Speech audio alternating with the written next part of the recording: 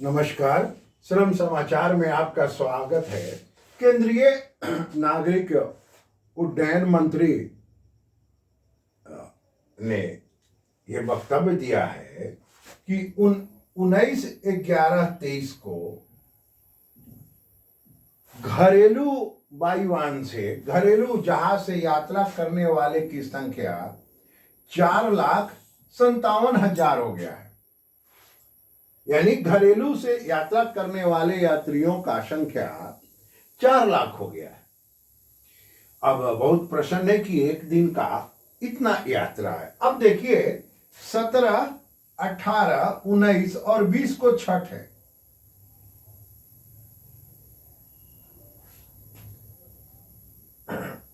सत्रह, 18, 19 और 20 को छठ है और स्वाभाविक है ये जो तिथि है अर्घ देने का, सूर्य भगवान को, छठी मैया को प्रणाम करने का पहला अर्घ का संध्या समय का दिन है। और बिहार के लिए ये पूर्वांचल के लिए आधा उत्तर प्रदेश, बिहार, झारखंड, कुछ हिस्सा बंगाल, स्वाभाविक है। अन्य तो सभी कोई घर आना चाहते हैं। और पेपर का समाचार है कि दिल्ली से पटना का जहाज का भाड़ा, घरेलू जहाज का भाड़ा 39,000 रुपया एक व्यक्ति का है। 1 घंटा का सफर है, 39,000 भाड़ा है।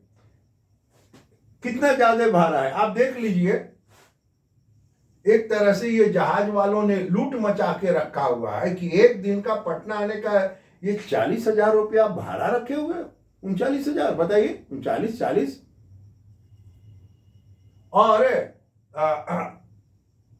और ये संख्या इसी में बढ़ गया है, छठ में बढ़ गया है।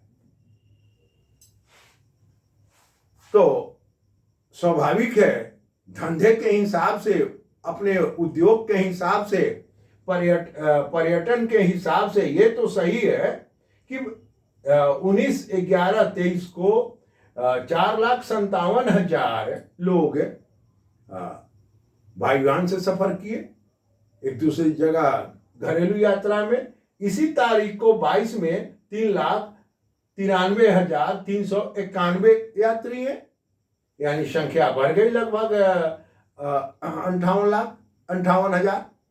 तो आप देखें, माननीय मंत्री महोदय को यह ध्यान रखना चाहिए, पर्व हो, त्योहार हो, कुछ भी समय हो, कम से कम छठ के समय, पर्व त्योहार के समय ये विमानन कंपनी जो 39,000 भाड़ा दे रहे हैं, सभी समाचार पत्रों में छप रहा है, ये ठीक नहीं है। ये एक तरह का लूट है या इसके ऊपर कंट्रोल नहीं है। भाड़ा तो एक जो निश्चित है, फिर फुल हो गया, फिर ये क्या है कि हाँ आज का दिन है तो भाड़ा बढ़ा दीजिए। एक तरह का ये भी अराजकता की सीमा में आ जाता है 39,000 रुपया। तो मैं माननीय मंत्री महोदय से ये निवेदन करता हूं कि आप इस भाड़े को छठ के समय के ये वृद्धि, छठ दशहरा के समय, होली के समय जो ये वृद्धि होता है भाड़ा में, ट्रेन भाड़ा में, तो इस पर नियंत्रण रखा जाए। नमस्कार।